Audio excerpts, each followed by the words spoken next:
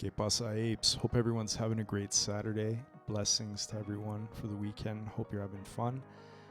Here in Canada, it's going to be long weekend, Canada Day, so blessings to all my Canadians. And I think the Americans have a holiday July 4th. I don't even pay attention, to be honest. But we're going to look at BNB today. So BNB on the daily has been a massive range for over a year. So we look here, that's 416 daily bars. So over a year, it's been in this range. Now what it's done in that time, it's created very obvious liquidity pools. So you could see there's equal lows between here and here.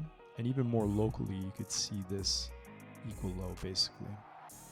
And then if you zoom out, you have these lows on the extremity. This is a liquidity arc between here, here, and here. You have liquidity pools.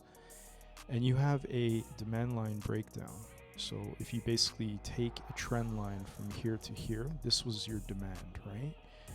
And here you could see it tried to hold again, and then what it did, it inverted it. So here you flipped it into resistance. Now that became your supply line.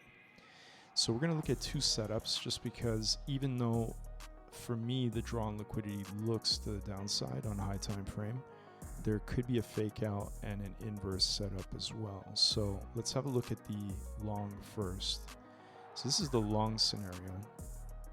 If you open the RSI, we went to deep oversold. It went to 16 and a half.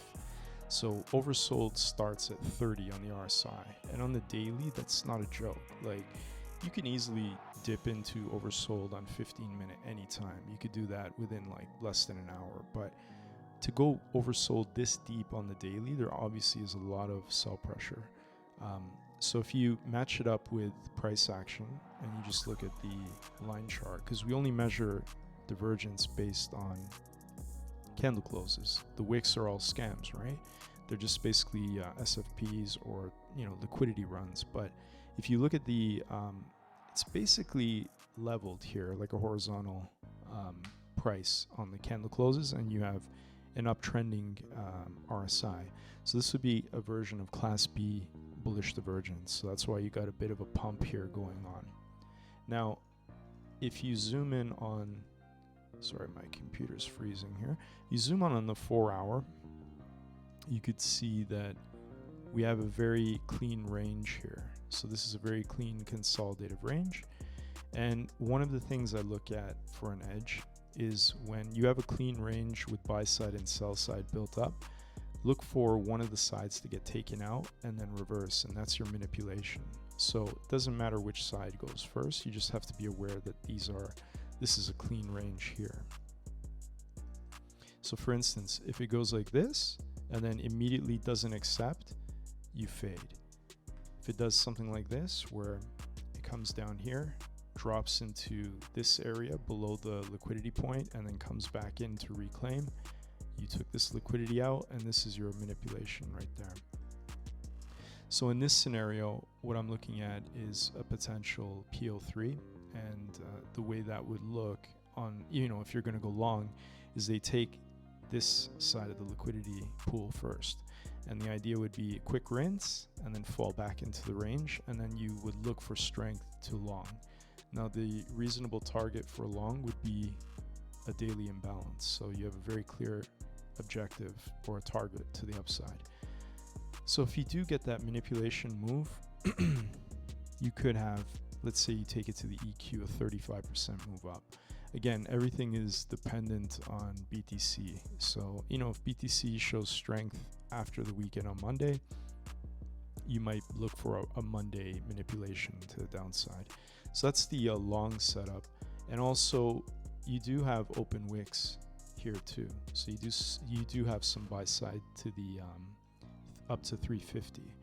But anyway, that's the long, and then the short is essentially the same thing. So when I have a consolidative range, I just look for which side is going to manipulate first.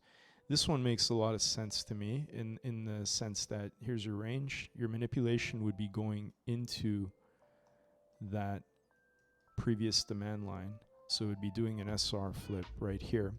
And if you zoom in, you could see that's your order block, where basically it wicked into rebalanced this candle that was pretty brutally imbalanced, and then that was your last up candle before breaking structure to the downside. So I mean, this one's not as clean, right? Because you're already below this wick, and yeah, you did break below these guys, but it didn't break like a obvious structural level, so you can't really say it's like a clean order block. It's more of a supply zone to me.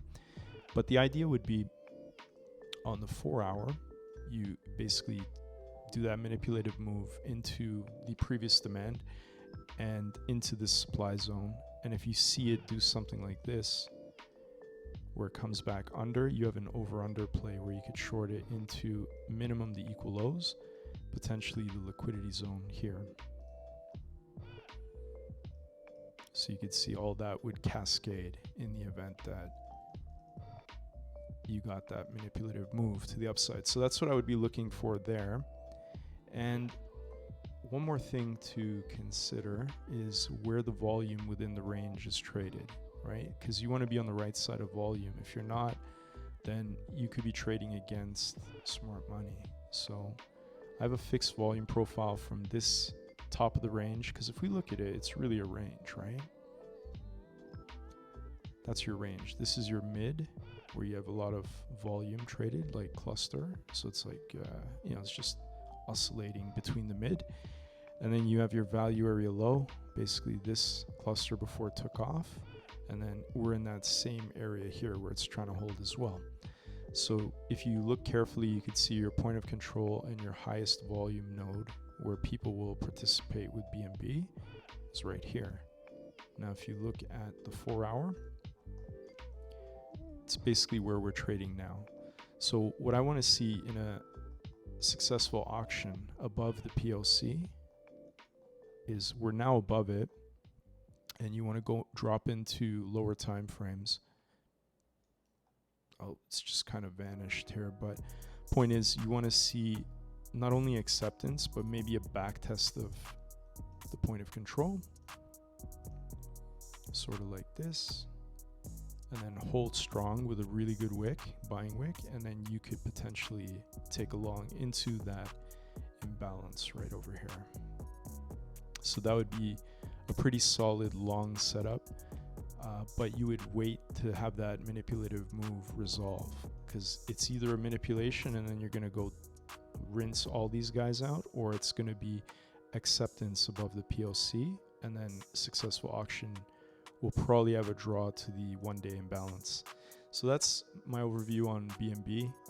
There's a pretty good move in either direction. Again, it was 35% into the imbalance, the EQ, and from the POC down to these lows, 16.5. So you have a good move in either direction. I would just wait to see which one gets taken out first. All right, cheers guys.